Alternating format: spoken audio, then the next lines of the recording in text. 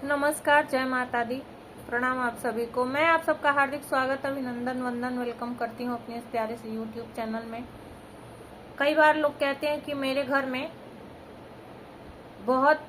मैं बहुत अच्छे से नियम धर्म से हम लोग रहते हैं, फिर भी हमारे घर में धन की बरकत नहीं हो रही है। हमारे घर के जो बच्चे हैं उनका पढ़ाई में मन नहीं लगता है। बच्चे कमाने लायक हैं पर वो उनकी नौकरी नहीं लग रही है, उनको जॉब नहीं मिल रहा है। इसका क्या कारण है, ये क्यों हो रहा है?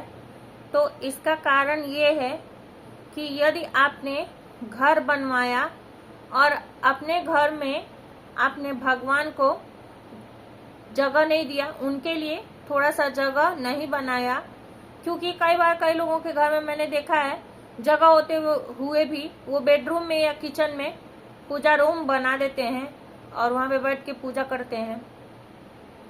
तो यदि जगह होते हुए भी आपने भगवान को अपने घर में जगह नहीं दिया,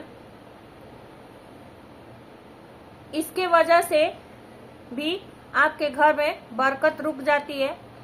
यदि आपके घर में लड़के हैं और आप उनकी शादी अपने फायदे के लिए, यानी कि लालच, बस दहेज के लालच में उनकी शादी ज्यादा उम्र पे करते हैं, यानी कि 28, 29, 30 साल के बाद करते हैं, लड़कों की शादी में देरी होना, इससे भी आपके घर में चाहे कितना भी कमाई हो, आपके घर में बरकत नहीं होगी। आपके घर में कर्जे जरूर होंगे। आपके घर में यदि कमाने योग्य बच्चे हैं, उनकी जॉब नहीं लगेगी, क्योंकि आप टाइम पे अपना कर्म नहीं कर रहे हैं। माँ बाप का भी फर्ज होता है, उनका कर्म होता है अपने बच्चों को पढ़ाने के साथ साथ टाइम पे उन कर्मों को करना, जैसे मुंडन कर्म हो गया, जनेऊ कर्म हो गया, उपनयन संस्कार हो गया, शादी हो गया, कर्ण छेदन हो गया, अन्नप्राशन हो गया। हर चीज का एक समय बनाया गया है। तो इन सभी कर्मों को प्लीज आप टाइम पे करें, अन्यथा आपके घर में पितृदोष भी बनेगा और आपके घर में कमाई चाहे जितनी भी होगी, बरकत नहीं होगी, सबसे पहला।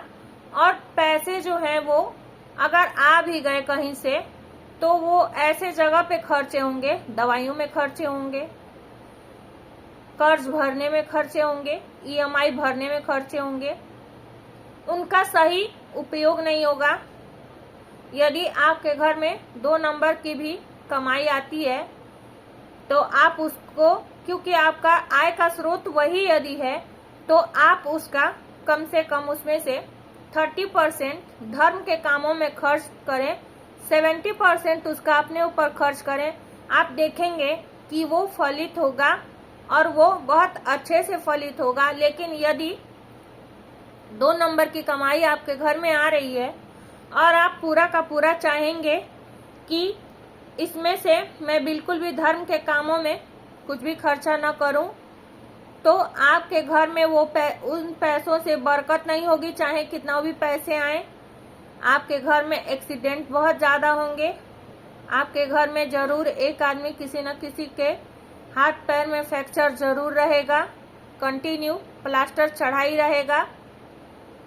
बीमार कोई हमेशा पड़ा ही रहेगा, उसको कोई असाध्य बीमारी हुई ही रहेगी, वो दवाई खाता ही रहेगा, आए दिन उसका जांच होते रहेगा, आए दिन रिपोर्ट में कुछ न कुछ प्रॉब्लम आते ही रहेगी।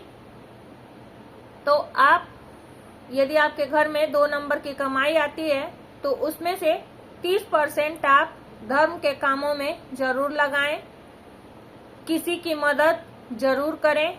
आपके घर में यदि शादी योग्य बच्चे हो गए हैं तो उनकी शादी एक सही एज में जरूर कर दें। ज्यादा लालच न करें कि मैं ज्यादा दहेज लूंगा, इस लालच में बच्चों का विवाह लोग काफी देरी से करते हैं।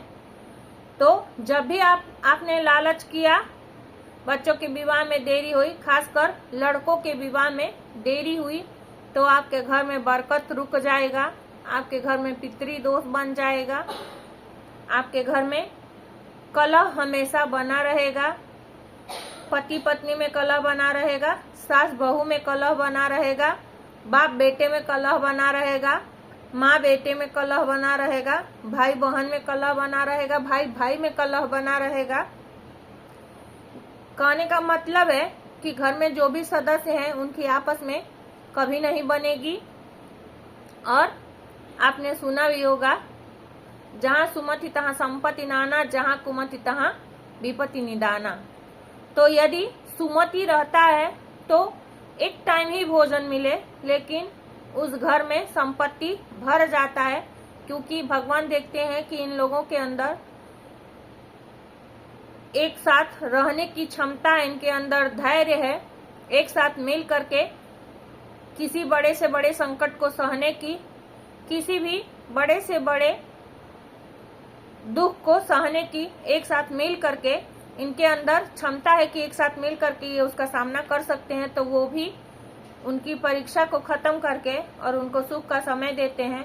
लेकिन यदि आपके घर में लाखों धन भरा हुआ है, करोड़ों धन भरा हुआ है, अरबों की प्रॉपर्टी आपकी बनी हुई है, खरबों की संपत्ति आपकी बनी हुई है, उसको भगवान पल भर नहीं लगाएंगे। यदि आपके घर में कुमति है, आपके घर में एकता नहीं है, तो पल भर नहीं लगाएंगे भगवान उसको छीनने में और तीतर बितर करने में, आपके पूरे घर का सत्यानाश करने में।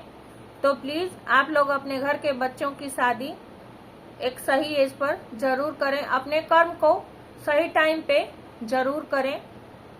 आपका जो भी कर्म है अपने बच्चों के प्रति, अपने माँ बाप के प्रति, अपने भाई बहन के प्रति, हर व्यक्ति की, हर पर्सन की एक जिम्मेदारी होती है। तो अपनी जिम्मेदारी को धर्म के मार्ग पे रहते हुए टाइम से जरूर निभाएं और अपने कर्म अच्छे से करें। आज के लिए बस इतना ही।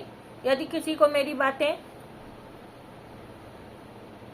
खटक रही हो या उनको जा करके उनके मन पे लग गई हो कि ऐसा बोल रही है, वैसा बोल रही है, तो उसके लिए हाथ जोड़ करके मैं माफी चाहती हूँ, क्योंकि मैं एक ऐसे क्षेत्र में हूँ, मेरा काम है सबको सही रास्ता दिखाना। लेकिन बहुत सारे लोगों को मेरी बातें कड़वी जरूर लगती होंगी, इसके लिए मैं क्षमा चाहती हूँ। मैं अपना कर्म कर रही हूँ, क्योंकि एक एस्ट्रोलॉजर का ये धर्म होता है कि सबको सही रास्ता दिखाए। और